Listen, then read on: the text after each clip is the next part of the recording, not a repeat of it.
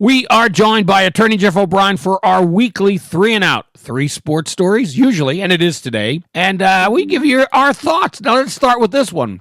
What do you think of the big battle for the NBA Finals between Oklahoma City and Indiana? Will anybody watch? I mean, you have to go back to 1959 when Fort Wayne played Syracuse to find 2 smaller or similar-sized media markets or markets. It is the 2 least populous cities since 1955 to meet in an NBA Finals. Yeah, I don't know, other than people that, fans of the 2 teams that are in Indiana and Oklahoma.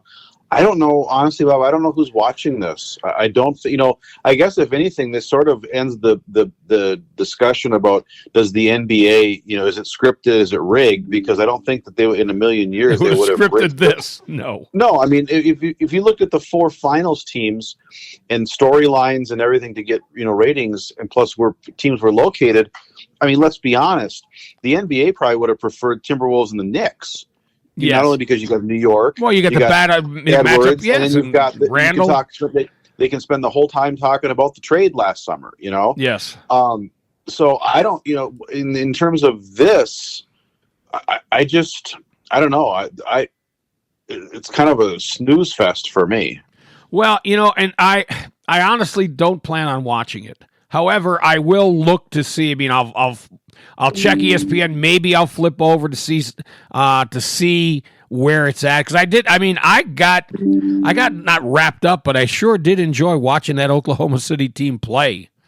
And I just don't see how they can lose this thing. But then again, I don't think so either. That we think that, but you actually never know how it's going to turn out. All right, now how about that local club?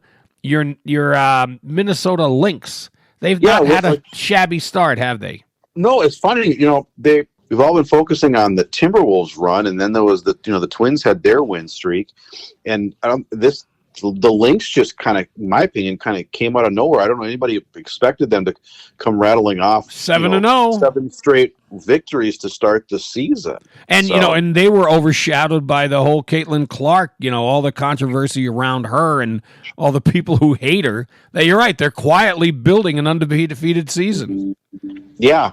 It's, I don't know. I mean, but I don't expect them to go undefeated all the way, but you never know. I mean, it's not that long. On the flip side, the Colorado Rockies have won 9 games, so maybe the Lynx will only lose, a couple games for the year. Who knows? That's the Rockies. Yes, that's what the worst start ever in the modern era by a baseball team. Yep. So things are, despite the Twins now being a bit of a dip, it's not that kind of a dip. Nope. Yeah. All right. Right. That was item 1 and 2. Item 3.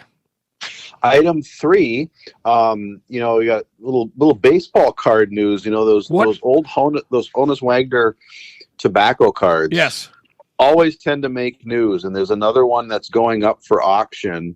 The famous T-206 is the name of, I think, was the number of the card. And for those that don't know about it, Honus Wagner was, it's funny, that card and the value of that tobacco card overshadows the fact the man did have a Hall of Fame career with the Pittsburgh Pirates, but he played for the Pittsburgh Pirates in, early 1900s. Yeah. But he's known for the fact that he didn't consume tobacco, and he didn't like tobacco products, and he wanted his card removed from the series of tobacco cards, because that was back in the day how you got baseball cards was in packs of cigarettes rather than with the bubble gum or whatever else. And so how many were there made? I mean, how many were out there? I don't know. There's only a handful. There isn't that many in circulation, but this one is supposedly a pretty good conditioned one. And they're saying they're hoping to catch, they're hoping to get $6 million at auction. Oh my God. Are these people out of their mind? Okay. I just looked. It's estimated that less than 60 of the T-206 Honus Wagner cards still exist.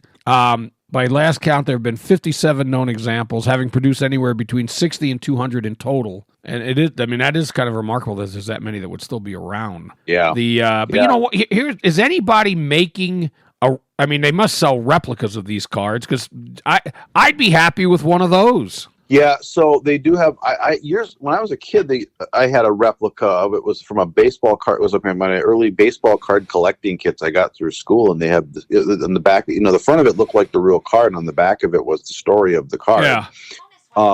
But Topps has used it before. They've actually have a T-206 set that they released for, I don't know if they still do it, but they did it for a few years. So you could get as they would kind of do an homage, a series of cards to be current players and former players in kind of the same format. So there have been art cards that Topps has released with tributes to that card. So there have been, other things where it's been released. But the card itself is, yes, it's very rare. It's crazy.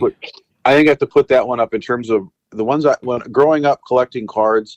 The two you always heard about was that card and the 1952 Topps Mickey Mantle. The rookie third card, the high number series that all ended up getting dumped at the bottom of the Hudson River because no kid wanted them because it was later in the season, and that's why it made it a scarce card. So okay, so you do collect memorabilia, right? I've got not that level. I've been trying to thin it down a little bit because I've over collected over the years, especially with the clients. I've got stuff all over the place. But what's your most cherished sports memorabilia?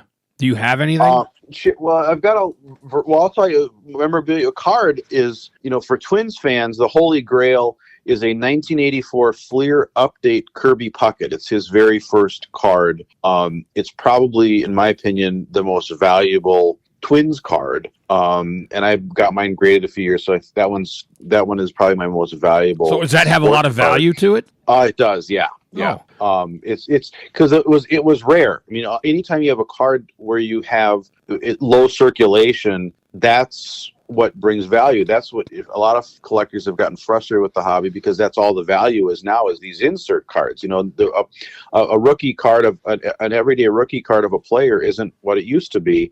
Now you have to find some one of one limited edition run, and you want to buy boxes and boxes of cards to get a single card. Not doing it anymore. So, but that one's probably my most valuable, card. In terms of kind of cherished stuff I've got in memorabilia side, and we've talked about it before, the piece that I have at my downtown office, which is the Squadron Right play, that was the Vikings-Browns game where Tommy Kramer threw the Hail Mary to Ahmad Rashad. I have a print. Bud Grant drew out that play by hand for a friend of mine, and my friend had prints made and then had Bud, Tommy, and Ahmad sign it. Oh, neat. Yeah, that's a neat one. Framed it. So I have that one hanging at the downtown office. That's a really neat one to have. And that one's got to have some real value to it too.